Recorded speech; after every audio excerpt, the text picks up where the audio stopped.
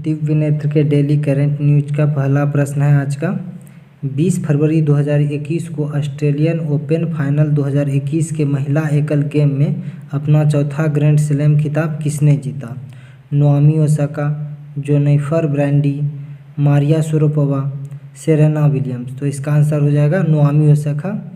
Naomi Osaka ने Jennifer Brady जो America की थी उसको हराकर अपना ये चौथा ग्रैंड स्लैम जीता है। देख लेते हैं। टेनिस में जापान की नाओमी ओसाका ने 20 फरवरी 2021 को ऑस्ट्रेलियन ओपन फाइनल 2021 में महिला एकल गेम में अमेरिकी जेनिफर ब्रैडी को हराकर अपना चौथा ग्रैंड स्लैम जीता। ओसाका के लिए 4 ग्रैंड स्लैम खिताब में 2 ऑस्ट्रेलिया ओपन खिताब हैं, 2021 और 2019 वाला। अब की बार जो जीता 2021, अब पहले 2019 में जीती थी। और 2 यूएस ओपन खिताब 2018 में और 2020 में शामिल है। तो इसका आंसर हो जाएगा नाओमी ओसाका जो जापान की रहने वाली ये नाओमी ओसाका है। नेक्स्ट प्रश्न है, ऑस्ट्रेलियन ओपन फाइनल 2021 में पुरुष एकल गेम का खिताब किसने जीता? एंडी मरे, नोवाक जोकोविच, माइक ब्रायन, रोजर फेडरर। तो इसका आंसर हो जाएगा नोवाक जोकोविच। तो इसका आंसर हो जाएगा बी नंबर। देख लेते हैं यहाँ पे। पुरुष एकल नोवाक जोकोविच सर्बिया के हैं रहने वाले हैं। ये भी एग्जाम में कभी कभी पूछ दिया जाता है कि नोवाक जोकोविच किस देश के रहने वाले हैं, सर्बिया के हैं। ने डेनियल मेदवेदेव रूस को हराया। अब महिला में नाओमी ओसाका, तो ये नोवाक जोकोविच है। नेक्स्ट प्रश्न चलते हैं। 22 फरवरी को किस थीम के साथ चिंतन दिवस मनाया गया? तो शांति सद्भावना, शांति मार्गदर्शन, शांति स्थापना, शांति विश्व शांति। तो शांति स्थापना थीम के साथ 22 फरवरी को विश्व चिंतन दिवस मनाया गया। तो इस विश्व चिंतन दिवस के रूप में मनाया गया। तो इसके लिए क्या है, भाई बहन के बारे में विचार करने के लिए यह दिन दुनिया भर के भाई बहनों के बारे में विचार करने, उसकी चिंताओं को दूर करने और मार्गदर्शन करने के सही अर्थ को समझाने के लिए मनाया जाता है।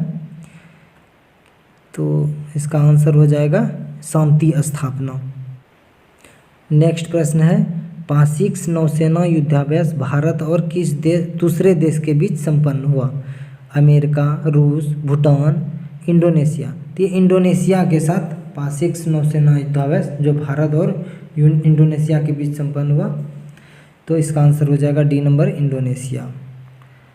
नेक्स्ट है, अंतर्राष्ट्रीय मातृभाषा दिवस किस तिथि को मनाया गया? तो बीते 21 फरवरी को अंतर्राष्ट्रीय मातृभाषा दिवस मनाया गया। तो इसका आंसर हो जाएगा बी नंबर इसमें। नेक्स्ट है, इंडियन ऑयल कॉरपोरेशन लिमिटेड ने हाइड्रोजन ईंधन पर निर्भरता स्थापित करने के लिए किस देश के साथ समझौता किया? स्कॉटलैंड, स्विट्जरलैंड, नॉर्वे और मोजाम्बिक है। तो इसका आंसर हो जाएगा नॉर्वे, सी नंबर। नॉर्वे के साथ इंडियन ऑयल कॉरपोरेशन आईओसी ने नॉर्वे के साथ सहयोग करके हाइड्रोजन ईंधन को बढ़ावा देने के लिए उसके नॉर्वे के साथ समझौता किया। नेक्स्ट प्रश्न है, पेरिस जलवायु समझौता में किस देश में फिर से आधिकारिक तौर पर अपना वापसी की? तो पेरिस जलवायु समझौता से अमेरिका ने बीते 2020 में अपना नाम वापस लिया था। अब फिर से वो पेरिस जलवायु समझौता में वापसी किए हैं। तो इसका आंसर हो जाएगा सी नंबर। देख लेते हैं आगे। पेरिस जलवायु समझौता में अमेरिका की आधिकारिक तौर पर वापसी 22 फरवरी 2021 को ऐसा हुआ। अमेरिका के राष्ट्रपति जो बिडेन की अध्यक्षता में संयुक्त राज्य अमेरिका ने आधिकारिक रूप से पेरिस समझौता में वापसी की है। इससे पहले नवंबर 2020 में अमेरिका के तत्कालीन राष्ट्रपति डोनाल्ड ट्रंप के आदेश पर समझौते को आधिकारिक रूप से छोड़ दिया था। तो डोनाल्ड ट्रंप सरकार ने ने ये छोड़ा था, उसके बाद क्या नई सरकार जब जो बाइडेन की बनी तो फिर से पेरिस जलवायु समझौता में शामिल हो गया। नेक्स्ट चलते हैं, किस राज्य सरकार ने पारंपरिक आंगनवाड़ी केंद्र को स्मार्ट आंगनवाड़ी केंद्र बनाने का निर्णय लिया? तो ये ऑप्शन में है तमिलनाडु, केरल, कर्नाटक, आंध्र प्रदेश। तो ये केरल सरकार ने ऐसा निर्णय लिया है। देख लेते हैं, केरल की राज्य सरकार ने पारंपरिक आंगनवाड़ी को बेहतर सुविधा के साथ स्मार्ट संरचनाओं में परिवर्तन करने, स्मार्ट आंगनवाड़ी बनाने के लिए 9 करोड़ रुपया मंजूरी किए हैं। महिला और बाल विकास विभाग को बढ़ावा मिलेगा, इसमें और इम्पोर्टेंट नई बात है। नेक्स्ट है, अटल पर्यावरण भवन का उद्घाटन किस राज्य या केंद्र शासित प्रदेश में किया गया? अटल पर्यावरण भवन। तो इसका ऑप्शन में अंडमान निकोबार है, गोवा है, दमन दीव है, लक्षद्वीप। तो लक्षद्वीप में अटल पर्यावरण भवन का उद्घाटन किया गया। कहाँ? लक्षद्वीप में। देख लेते हैं, केंद्रीय पर्यावरण, वन एवं जलवायु परिवर्तन मंत्री प्रकाश जावड़ेकर ने लक्षद्वीप में अटल पर्यावरण भवन का उद्घाटन किया। प्रकाश जावड़ेकर 19 फरवरी से 22 फरवरी 2021 तक लक्षद्वीप की 4 दिवसीय आधिकारिक यात्रा पर हैं।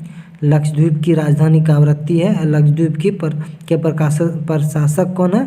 प्रफुल्ल पटेल। तो याद रखिएगा। 10 नंबर क्या है देख लेते हैं। नेक्स्ट है, पूर्वोत्तर भारत के किस राज्य में पहले कौशल विश्वविद्यालय की नींव रखी गई? तो पूर्वोत्तर भारत में त्रिपुरा, अरुणाचल प्रदेश, मेघालय, असम, तो सारे पूर्वोत्तर के राज्य हैं। तो इसका आंसर हो जाएगा डी, असम। पूर्वोत्तर भारत में कौशल विश्वविद्यालय का नींव सबसे पहले असम में रखा गया। देख लेते हैं इसका विश्लेषण।